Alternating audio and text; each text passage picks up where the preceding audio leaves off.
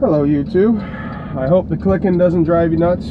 Drives me nuts all day. But I am out hauling liquid death again, and it got me thinking about Toronto and how sad a situation that was.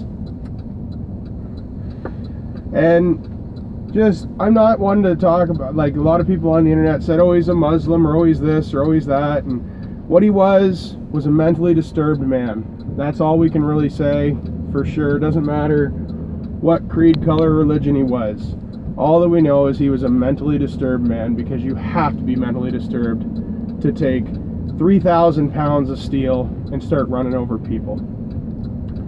It's sick and it's sad, and unfortunately this is becoming more and more common in our society as a whole. I don't mean Canada, I don't mean the United States, I mean the world. More outrageous acts of violence for insanity, religious purposes, whatever. Just to be the one on the news is sometimes, unfortunately, what occurs. But what I wanted to talk about was what I saw two of the videos of the man being taken down, and one of the videos is from a guy on the side street, and it's showing the guy constantly flipping his arm up, trying to get shot. And I'd like to commend that police officer. I did read a couple articles with his name, but I'm missing it right now as to what the officer's name is. But I must commend him to be into that sort of situation and not shoot. It's amazing, because every little SJW on the planet would have to say that he would have been completely justified to make that shot. And he didn't. And it amazes me that he didn't. And to show that level of restraint and that level of skill in that high level stress situation, I must say that's a cop that others can learn from. Now, that being said, in that same video you see a few people walking around in the background like nothing's going on. It's either that police sirens and cops yelling is that normalized to them, which I was kind of shocked at the amount of police sirens when I was in Toronto for my surgery, or they just have that low level of situational awareness. I must say, guys, you always got to have some sort of level of situational awareness, and even when you got those higher levels of situational awareness, it doesn't mean it's going to save you. It just gives you a little bit more of a chance.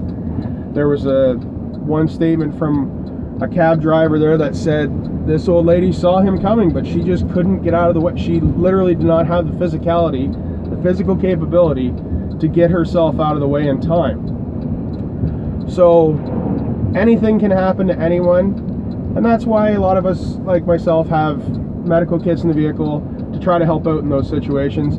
It was amazing what my fellow Canadians did to try to help those people who are hurt.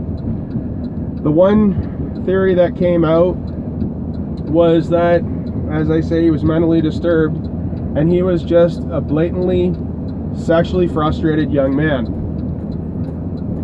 Because let's be honest, there's differences in men and women, and young men get sexually frustrated, especially when they don't really know how to talk to women. They have a hard time, and this society isn't helping them out, making guys feel crappy all the time.